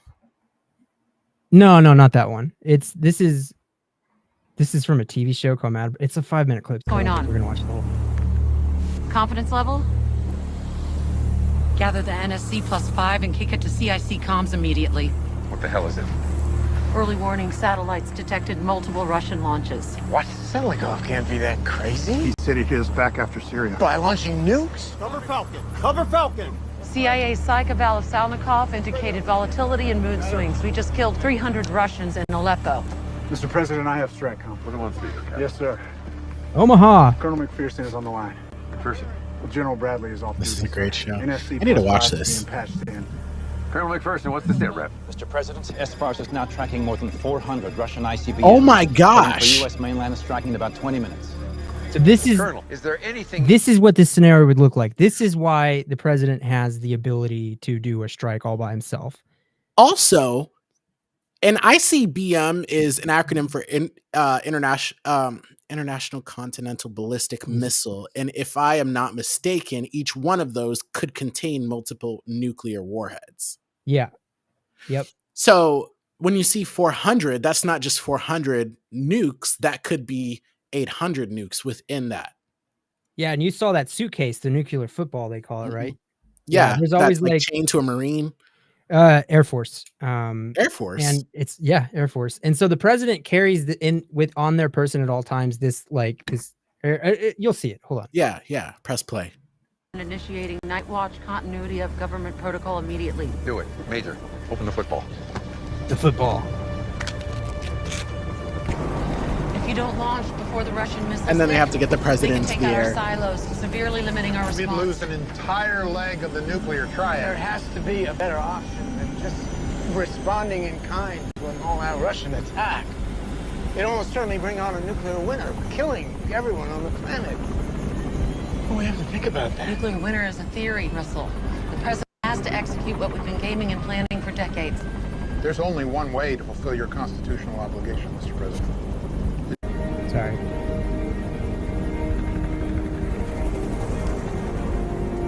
So here it is. I like that jacket. I need to give me a jacket like that. So every president has on their person at the time this little thing that has to be clicked open that puts out the launch code, right? It's also the double play. Yeah, well, I mean, we need it now. Here we go. Not a drill. Unlock launch keys. I agree. This is the Minutemen, U.S. Force Minutemen.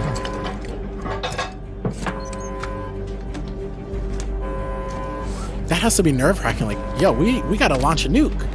Like, Alpha. I mean, you just drill. I have a You don't match. think. Authentication confirmed. I agree. Belt up. where are they going? They're just strapping in Insert because they launch could keys. be hit by a nuke themselves. What is our strap gonna do? Like, the nuke is coming. The nuke is coming. Tracking No. more than 2,000. Wait, don't forward it. Hold on. I don't Yeah. see that. Abort! Abort! Now! Send a new AM aboard. Do it! Oh my God, this thing. Bunch of actions, hands on keys. I agree.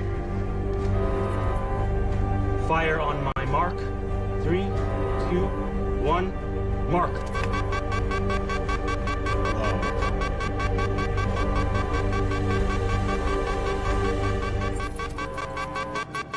All right, and that's the whole scene. Essentially, what happens in the plot of this scene is it was an accidental simulation that was loaded in. It's supposed to be for training, and then the guy gets fired.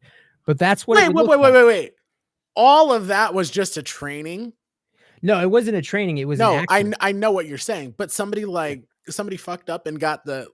Yeah, they loaded up a training scenario and then went away for vacation, and then the training scenario kicked in without anybody knowing.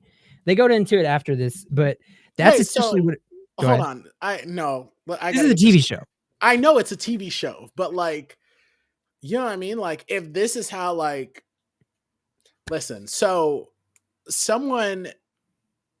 the Cuban Missile Crisis, yeah, this happened before in history.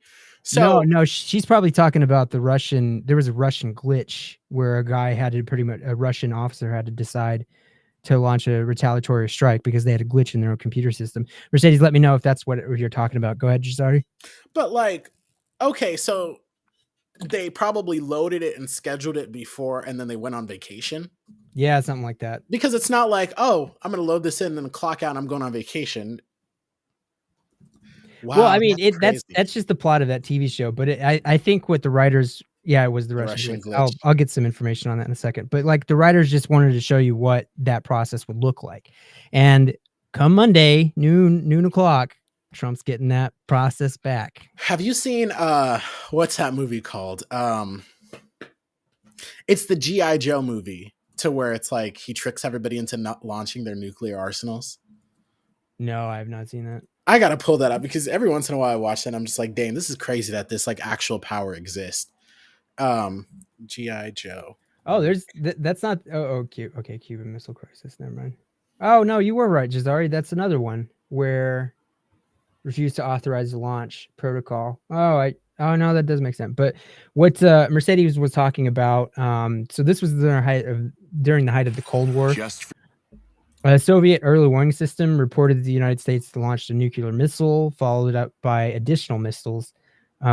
Systems protocols basically suggest course of action, and their system's course of action said launch the retaliatory strike now, right? This Soviet officer who was on duty, his name was Stanislav Petrov. He was the duty of the command center that was getting this. And he doubted the validity of this system. He thought there might be a glitch going on. So he trusts his instincts over the system, and he chose not to report the attack, and he chose to prevent a launch, right? It was later confirmed that the alarm was caused by a malfunction in the satellite detection system. And if I remember correctly, it's the detection system actually got confused by looking at the moon, right? So this was one instance in when one guy was like, okay, I'm not going to listen to this system and I'm not going to launch a strike that kills us all, right? That's one time in history where it happened. And then, yeah, the Cuban Missile Crisis, I forgot that there was kind of like a game of chicken between two ships, a Russian ship and an American ship. But yeah, I mean, that's nuclear weapons for you. So you're familiar with G.I. Joe, right? Like the G.I. Joe, whatever. The movies and the doll. Yeah. Safer with a nuclear presence. I'm sure your electorate will be happy by our final proposal. 15% This is reduction nuclear by summit. 2016.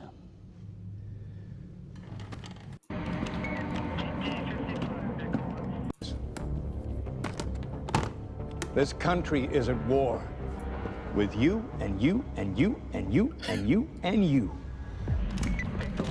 I think they wouldn't agree to something he wanted.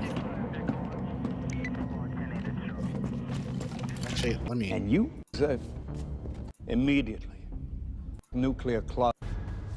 Each of you will clear out his nuclear closet immediately. Failure to participate will be considered an act of war. You're joking, of course. This summit is over. And this is it. This is it, boys. Is that the president? Yeah. This country is at war. But he's not the With real you, president. and you, He's and like. you and you and you and you.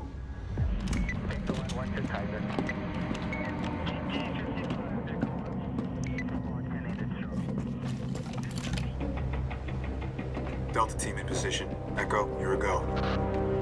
This is Echo, beginning assault. Dude, I love action movies like this. I hate that I The love U.S. action nuclear movies. But arsenal yeah. is capable of destroying each of your countries 14 times over. The U.S. 15 nuclear. in the case of North Korea, just to be sure. We're just gonna nuke you. At the push of a button.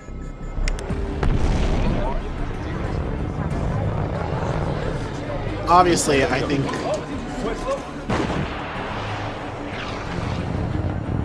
Yeah, those aren't nuclear weapons. I know. But, you I mean, it's a yeah. movie. It's true. Yeah, I know. Yeah, I pressed it. You have lost your mind. It's all relative. Call your people to confirm, is what he says. You got 3 minutes to decide. But he's trying to get them to get rid of all their nukes, huh? Yeah, and then he pulls up with a crazy. So obviously these people are trying to break into. We will not leave a legacy of acquiescence. I like the French guy. We cannot, we will not leave a legacy of acquiescence. Bring the briefcase. Drop. Hadra. Jim Hadra ya akhi. Don't do this. There can be no winners.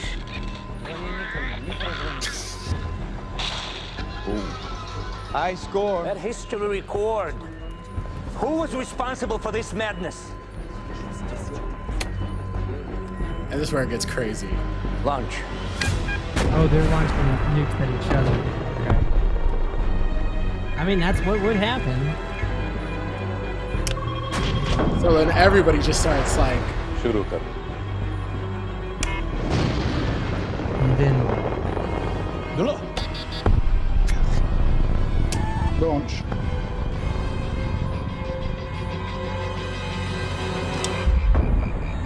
well, the Russian was the one who was hesitating. Okay. So then they just sit there and like look at each other.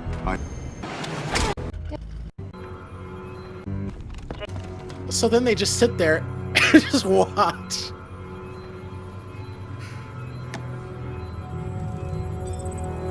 Like, what's going on here? Well, the good news is no global warming summit next month. Unless one of us cared enough about his place in history to unilaterally disable his warheads. You know, in the name of the children. Volunteers. What? No? Fine. Me. Okay. All right, whatever.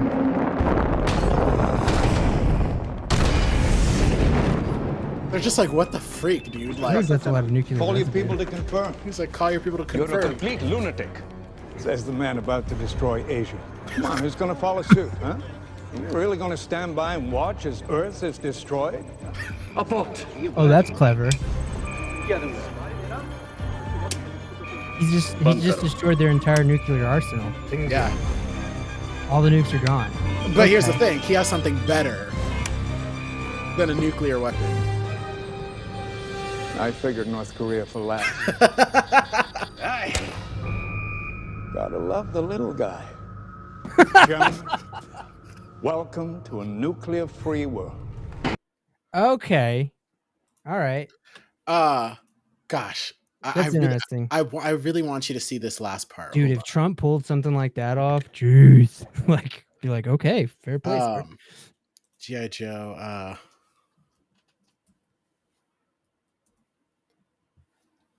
I do got to get running here in a minute, but yeah, I know. Dude, your mind. he's used in action. Come on. Zeus, satellite 1A, approaching London. Ordnance live and loaded. Awaiting drop authorization. Now, to direct the rod to its target, we don't launch it. Oh, Fire it. kinetic weapon. We drop it. And these are the actual people running the U.S. government. Oh, yeah, Cobra. Gravity does the rest. Observe. Satellite 1A, we have remote launch authorization. 3, 2, 1, drop.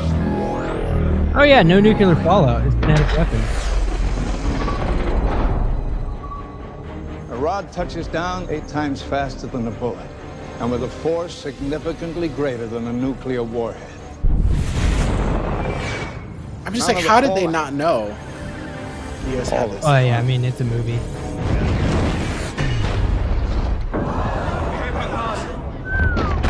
That's London. Oh, there goes Parliament. I mean, kind of an improvement if you think about it. Or what? Yeah, People from London would laugh. People from London would laugh at that joke. So yeah, man. Yeah, kinetic bomb, no nuclear fallout. I mean, but it's also scary that like these weapons of mass destruction exist. Yep. Do you know what I mean? Like, we could blow ourselves up like 100 times over, isn't it? and then for what? You know, somebody was like, you know, Obama did a arms reduction, and I'm like, is that a bad thing? Less weapons of mass destruction in the world. And didn't Trump like get rid of that Iranian nuclear deal or something like that? Yeah, Do you know what I'm Barack Obama just tried to make sure that they wouldn't nuclearize, but they could also use nuclear power or something like that. But I think Trump got rid of something that would have like Oh, yeah, he stopped. pulled us out of the Iran nuclear deal. Yeah. Exactly. Yeah. So there's 9,600 operational nuclear warheads globally. Theoretical destruction, less than 1% could cause catastrophic loss of life. Studies suggest as few as 100 nuclear detonations could inject enough soot into the atmosphere to cause widespread cooling and agriculture collapse. Currently, arsenal is over 90 times larger than that.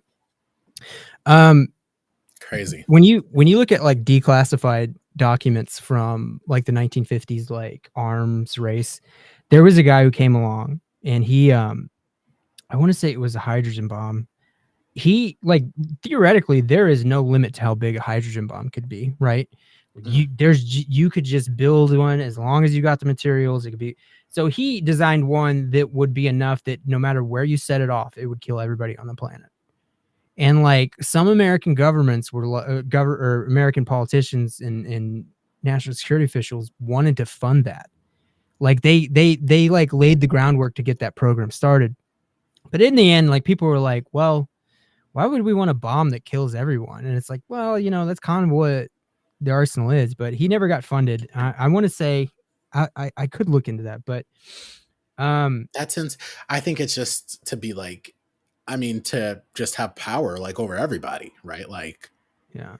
I mean, so here's the thing. Why don't we all just draw down to 100 nuclear bombs, everybody who has a nuclear warheads, nuclear capabilities, right? Everybody can have 100 nukes. You could still destroy the entire planet, right? But you know, we'll get rid of 1, 2, 3, 4, 5, 6, 7, 8, 9. We'll get rid of like 9,000 nuclear weapons. Do you know what I'm in favor of? What's that? Just let our, you know, politicians and leaders just, you know, box it out. leave us out of it. You got a problem with him? All right. There was this I want to say it was some guy who I want to say he was an ethics professor and said that the president shouldn't be carrying around a placard, you know, just crack open and put in the password. What they should do is they should put the nuclear launch codes surgically implanted on inside somebody's chest. So in order for the president to launch a nuclear strike, this is an ethics situation, the president must kill this man and take the codes out of his chest. And the whole thing was like, if you're not willing to kill one man to kill millions at a press of a button, then maybe you shouldn't be pressing that button. And it was a metaphor, but I don't do metaphors. We should definitely do that. like there you go. Yeah.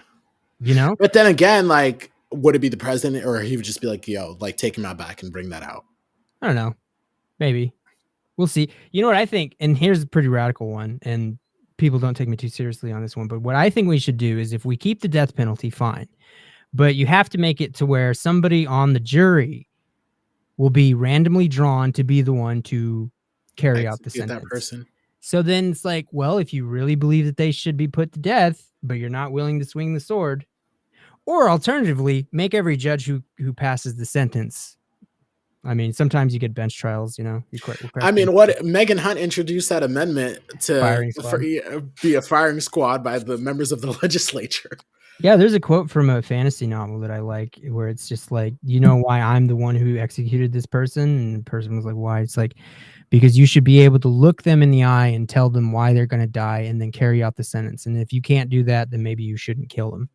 So I'm saying, jury, yeah, 12 of you, one of you is going to be drawn at random lot. If you all agree to, you know, that's the way to do it, right? Wow.